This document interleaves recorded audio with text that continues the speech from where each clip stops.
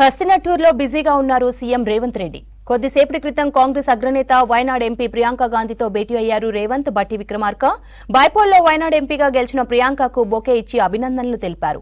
మరోవైపు కాసేపట్లో ఉన్నతాధికారులతో అత్యవసర సమావేశం నిర్వహించనున్నారు. డిప్యూటీ సీఎం బట్టి, మంత్రి ఉత్తమ్, సీఎస్ శాంతికుమారితో పాటు కీలక శాఖలకు కొందరు సెక్రటరీలు ఢిల్లీలోనే ఉన్నారు. వీరితో పాటు మిగిలిన సెక్రటరీలు జూమ్ ద్వారా మీటింగ్కు హాజరు కానున్నారు. విభజన చట్టంలోని హామీలు, కేంద్రం నుంచి రావాల్సిన నిధులు, పెండింగ్ అంశాలపై అధికారులతో డిస్కస్ చేయనున్నారు సీఎం. మరోవైపు ఢిల్లీలోనే కాంగ్రెస్ ఎంపీలతో సమావేశం కానున్నారు సీఎం రేవంత్. రాష్ట్రానికి సంబంధించి పెండింగ్ అంశాలపై ఎంపీలకు దిశానిర్దేశం చేయనున్నారు. తర్వాత అందుబాటులో ఉన్న కేంద్ర మంత్రులతో భేటీ కావాలని నిర్ణయించారు. రాష్ట్రానికి రావాల్సిన పెండింగ్ నిధుల విడుదలపై మాట్లాడనున్నారు.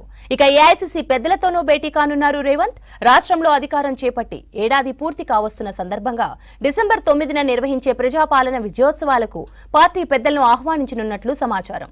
తెలంగాణ తల్లి విగ్రహావిష్కరణకు ఢిల్లీ పెద్దలను ప్రత్యేకంగా పిలువనున్నారు. మరింత సమాచారం మదార్ అందిస్తారు. మదార్, ఢిల్లీలో సీఎం రేవంత్ స్కెడ్యూల్ ఏంటి?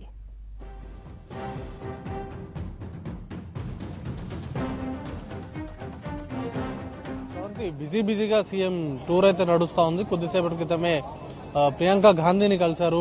సీఎం, డిప్యూటీ సీఎం ఇద్దరు కూడా కలిసి వయనాడ్లో భారీ మెజార్టీతో గెలుపొందినటువంటి ప్రియాంక గాంధీ వాద్రాను ప్రత్యేకంగా అభినందించారు.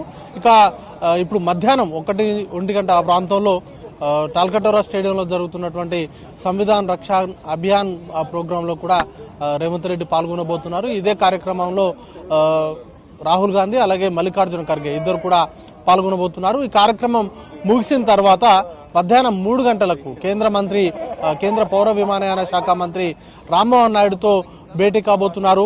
ముఖ్యంగా విమాన ఎయిర్పోర్ట్స్ కు సంబంధించిన కనెక్టివిటీని పెంచే దిశగా రాష్ట్ర ప్రభుత్వం ఆలోచనలు చేస్తుంది. వరంగల్తో పాటు మరికొన్ని ముఖ్యమైనటువంటి పట్టణాల్లో ఎయిర్పోర్ట్ల నిర్మాణానికి సంబంధించి కేంద్ర ప్రభుత్వం నుంచి ముఖ్యంగా అనుమతులు అనేది కూడా తీసుకోవాల్సి ఉంది. దాంతోపాటు కనెక్టివిటీ పెంచే అంశాలపైన కూడా కేంద్ర పౌర విమానయాన శాఖ మంత్రి రామ్మోహన్ నాయుడుతో భేటీలో కీలకంగా చర్చించేటువంటి అవకాశాలున్నాయి. దాంతోపాటు 4 గంటలకు డిఫెన్స్ మినిస్టర్, రక్షణ శాఖ మంత్రి రాజ్నాథ్ సింగ్ తో భేటీ కాబోతున్నారు. ఇప్పటికే డిఫెన్స్ భూములకు సంబంధించినటువంటి బదలాయింపు కావచ్చు, అలాగే సైనిక్ స్కూళ్లకు సంబంధించినటువంటి ఏర్పాటు వంటి కీలకమైనటువంటి అంశాలను డిఫెన్స్ మినిస్టర్ రాజ్నాథ్ సింగ్ తో చర్చించబోతున్నారు.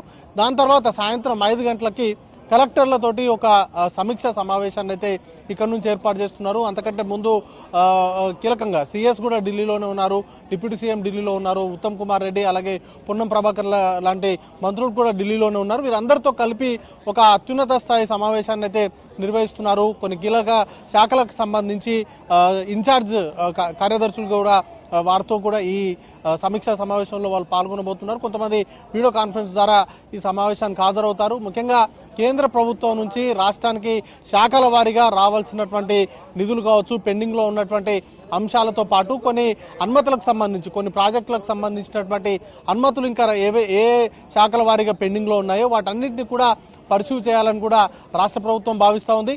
ఎన్నికలప్పుడు మాత్రమే రాజకీయాలు, ఆ తర్వాత పూర్తిగా ప్రభుత్వం కేంద్ర ప్రభుత్వంతో అనుకున్నటువంటి పనులు సాధించే దిశగా తమ ప్రభుత్వం పనిచేస్తుంది. దానిలో భాగంగానే ఢిల్లీ పర్యటనలు ఉంటున్నాయి. ఢిల్లీకి ఎన్నిసార్లు అయినా వెళ్తాము, రాష్ట్ర ప్రయోజనాలే తమ పార్టీకి, తమ ప్రభుత్వానికి కీలకమంటూ కూడా నిన్న సీఎం చేసినటువంటి వ్యాఖ్యలు ఉన్నాయి. దాన్ని దృష్టిలో ఉంచుకొని శాఖల వారీగా కేంద్ర ప్రభుత్వం నుంచి రావాల్సినటువంటి నిధులు కావచ్చు, లేకపోతే అనుమతులకు సంబంధించినటువంటి సమీక్షా సమావేశంలోనే తీసుకొని వాటిని ఎంపీలతోటి, కీలకంగా రాష్ట్రానికి సంబంధించిన లోక్సభ అలాగే రాజ్యసభ ఎంపీలతోటి ఒక సమావేశాన్ని కూడా ఏర్పాటు చేస్తున్నారు. ఆ సమావేశంలోనే పార్లమెంట్లో రాష్ట్రానికి సంబంధించినటువంటి అంశాలు ఏ అంశాలు లేవనెత్తాలి, వాటికి సంబంధించి కేంద్ర మంత్రుల్ని, అవసరమైతే ప్రధానిని కలిసి వాటిని పరిశీలి చేసే విధంగా ఎంపీలకు దిశానిర్దేశం అనేది కూడా సీఎం చేయబోతున్నారు. మొత్తంగా అయితే ఈ 4-5 అపాయింట్మెంట్స్ అయితే ఫిక్స్ అయి ఉన్నాయి.